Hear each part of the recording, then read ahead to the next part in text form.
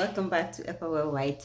My name is Mamliko Godwins, and I am a nurse practitioner. I am a psychiatric nurse practitioner. I'm a single mother of 2 boys, and yes, I am a proud divorcee, and I come your way with educational topics related to trauma, domestic violence, abuse, mental health. The system is not for you. If you're a long time follower of mine, you understand when I say the system is not for you. You understand exactly what I mean. So if you want, this is areas you want to talk about or you want to know more about, I encourage you to follow my pages, Epa Worldwide on YouTube and on Facebook. Subscribe to my channel. Go to Instagram, Epa_Worldwide, and go to TikTok, Epa_GH. And yes, you'll find me there. So I want to do this video because over the past 5 months, I have been extremely active on Facebook. And during this period, I have had 2 people died from domestic violence. And I have had tons of people reach out to me with issues related with the system not being for you, custody battles, stuff like that. I have helped some.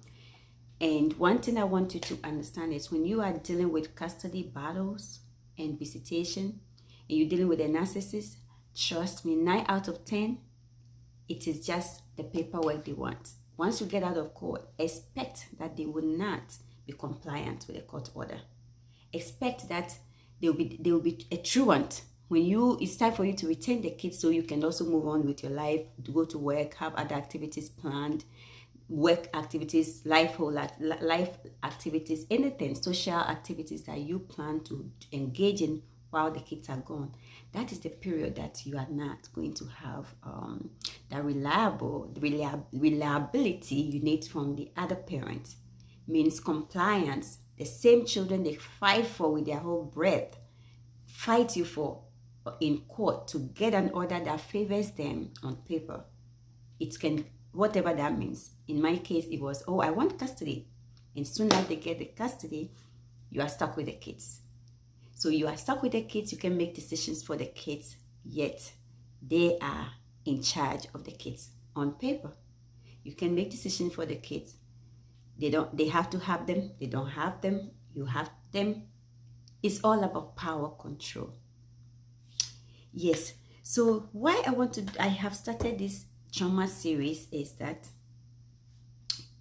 the most recent message I got was from one of my followers who's talk about a friend of her going through trauma. She will want to even pay me to consult with her and help her out. Not long after that, then this lady contacted me on my cell phone. She gave my number and she told me, and actually I will let you read the message right there. So she told me about what she's going through. The partner, they don't have any children, but the partner came and saw her watching my video on the TV. And as a result, he even applied more force, and that caused her to sustain some traumatic injury on the arm. And she ended up in the trauma center, in the hospital. So when she sent me that message, she was in the hospital and she was hoping to get out of the hospital so she can work with me to help her, guide her. One thing I want to say in reference to that is that I hope you got the message, the comments are there, is that you don't do that.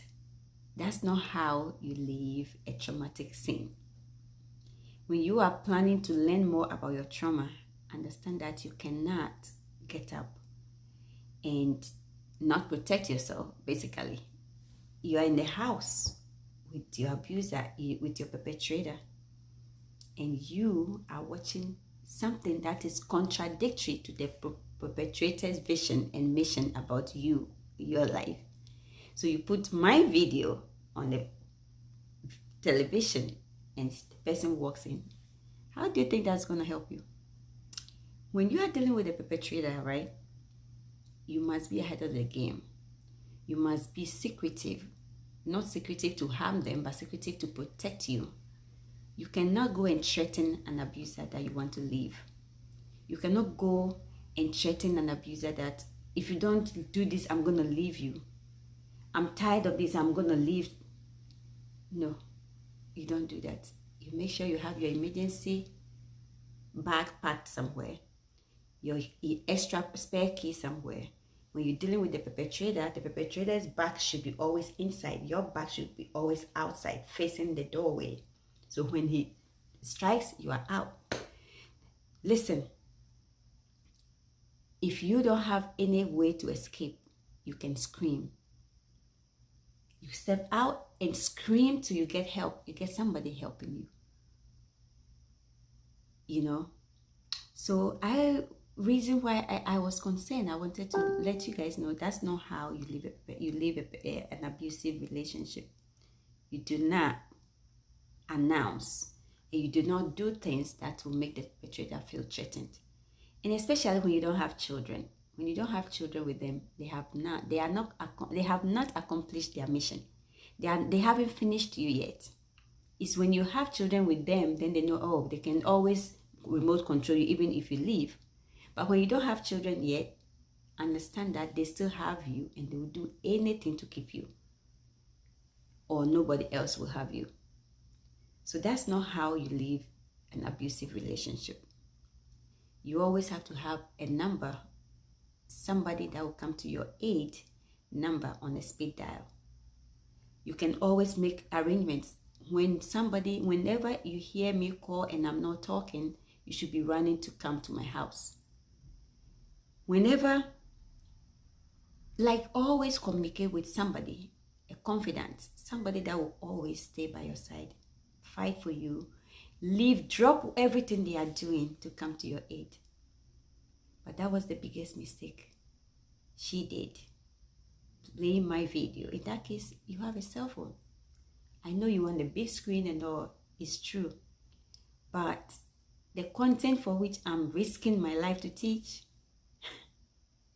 that content is not the most favorable content when it comes to the opposite gender.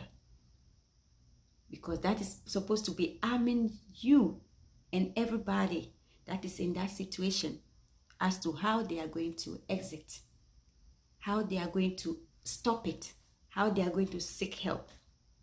So somebody may ask, why do people stay? Why did she stay? Every time, it's the victim that gets to be blamed. But why did you not leave? Look at Osinachi. Why did she not leave? Excuse me, guys. Over the past 5 months, Osinachi died. Right now, we have Yu Odochi or something, whatever his name is. His 17-year-old daughter is on Instagram talking about how he now wasn't wanting anything to do with relationships and stuff like that.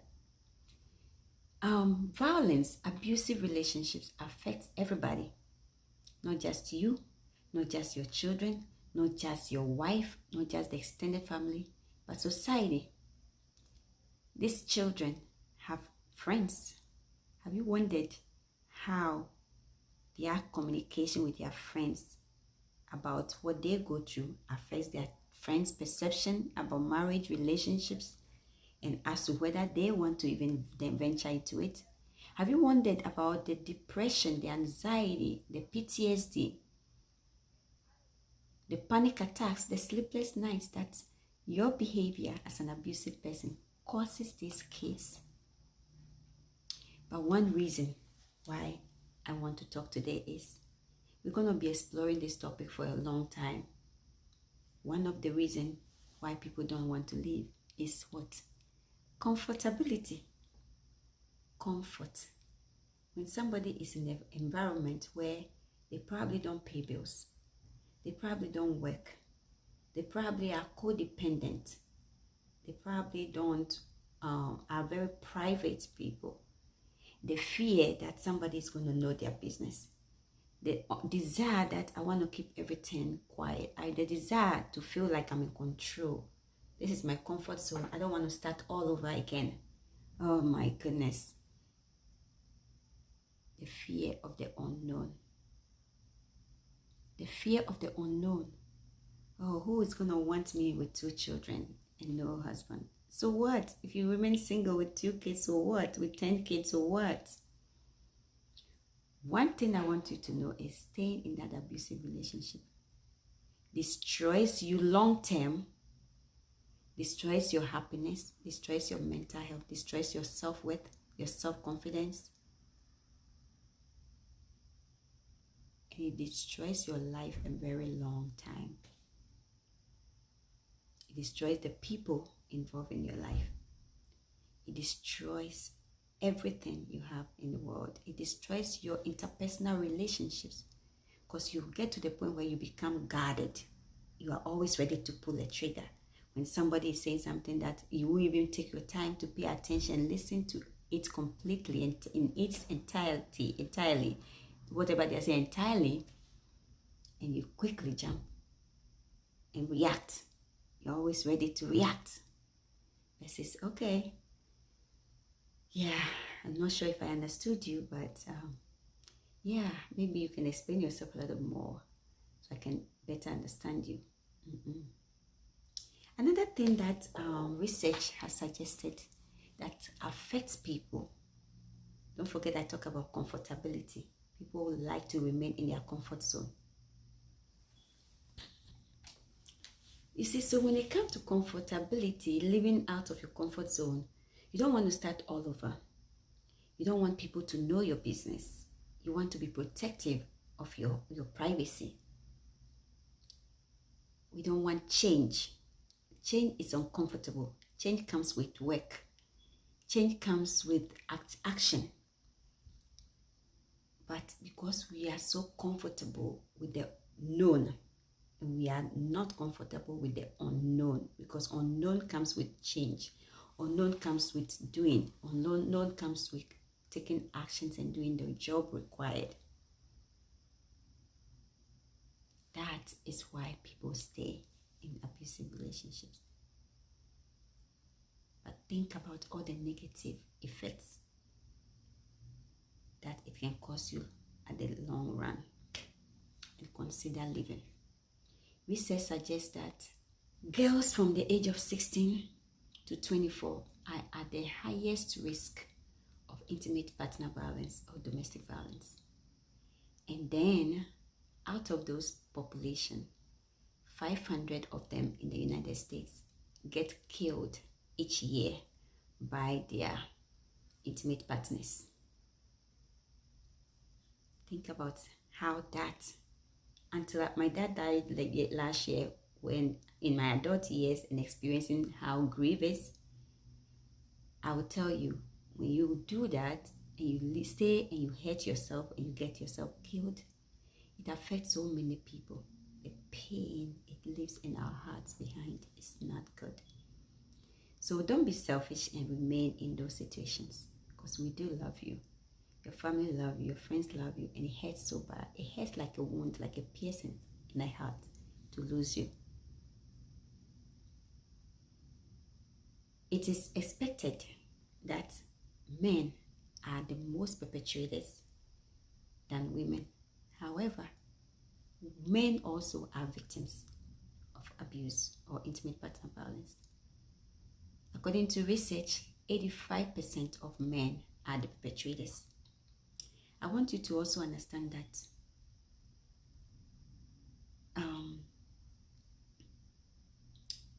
domestic violence does not discriminate. Domestic violence does not know whether you are a lawyer, you are a teacher, you are an Ivy League graduate, you are you have your masters, you have your doctorates, your social status, you are somebody prominent in the community or society. Domestic violence does not discriminate about your social status, your financial status, your educational status, your religious status, your cultural standards or status. When you are a victim, when you find yourself with a perpetrator, the least expected is that as a person that loves you, you will not think they will abuse you. But unfortunately, when it comes to domestic violence and intimate partner violence, the people that love us the most are the people that hate us the most, because they know us. We are more vulnerable to them. They know our weak points and they know our strengths. and they know how to approach us and get us.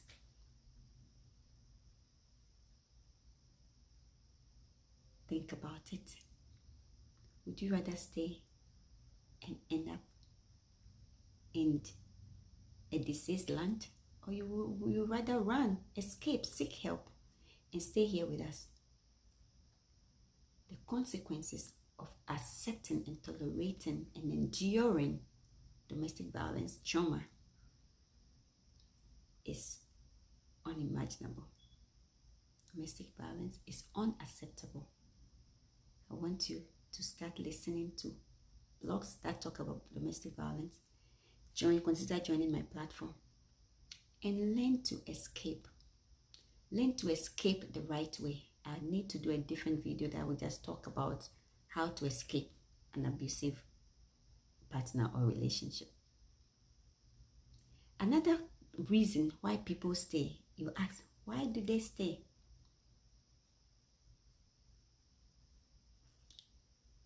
Learned helplessness. Learned helplessness is another reason why people stay. Comfortability is discussed. Learned helplessness.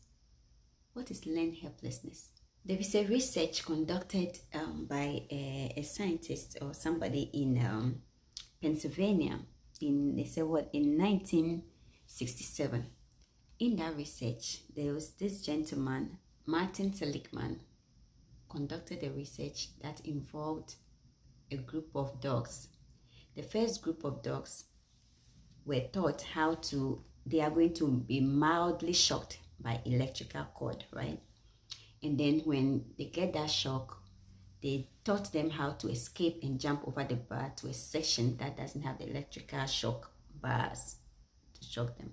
So they pretty much escape towards safety. The second, pay attention. The first group were easily taught how to escape, just jump over and go to a safe place. The second group, of dogs have to be taught how to press a lever, and that lever will finally open the gate or whatever for them in order for them to escape. So pretty much until you learn how to escape, you can't escape. So that second group, those that don't end up escaping, remain. So they become helpless. So they just learn to stay in their helplessness and end up dying or whatever the consequences from the electrical shocks affects them. And this concept is learned helplessness. This is a research that was conducted to help explain the concept of learned helplessness. And when I think about it, this applies also to victimization and victim of domestic violence. And then it goes to explain the comfortability. This is what they know. They are scared of people talking about them. They are scared of people saying they no longer have the Mrs. status. They are scared of their religious people talking about their divorce. They are scared of pretty much people knowing that their marriage wasn't good after all the social media or the public show-offs. So they have learned to endure and stay. And that is how learned helplessness goes. So people who are scared that in the day have a voice and nobody listens to them, a couple of factors comes into play. You see, so learned helplessness, like the dog situation, there were those that were able to escape. Then the group that have to learn how to escape. And then as a result, we had a third group that could not escape, because until you learn how to escape, you stay there and benefit from the negative effects of the shock, the electrical shock, and you probably die from it. And that is how learned helplessness is when it comes to domestic violence. And I explained the factors. The reason why they stay and endure and die comes from the comfortability factors I explained. Comes from the people that will talk. Comes from the victim blaming attitudes, the society not believing them as victims. Comes from I didn't want my friends to know my secret. So they are protecting the perpetrator and the abuser versus escaping or having their voice, so they will be set free from abuse. So these two factors is what I want to consider today: comfortability and learned helplessness. Learned helplessness affects so many people, and understand that people that goes through learned helplessness, that have learned, that deal or cope with learned helplessness, they have depression. Research suggests that they have low levels of serotonin. Do that research, research it yourself. There are tons of articles that explain how depression affects people, because then you are there, you are dealing with the pain, and you lack the energy, and you're scared of talking, you don't talk about it to somebody. Learn helplessness, comfortability. These are some of the two of the many reasons why people stay. So keep following. We will join me here again soon. I'll come back later and we'll talk about something else. Other reasons that also causes people to stay. Learn helplessness, comfortability. The next thing we're going to discuss, I won't say it. Just stay tuned and look out for the third episode. This is the second episode of this trauma series. All right, I love you and thanks for being here. Don't forget to subscribe, share this video, follow my channel, me on Facebook, Instagram, Epa_worldwide, on TikTok, Epa_GH. On Facebook is Epa Worldwide. On YouTube here is Epa Worldwide. Subscribe, turn on your notification, so when I put on the next video, you'll be one of the first to grab it. Till then, I love you.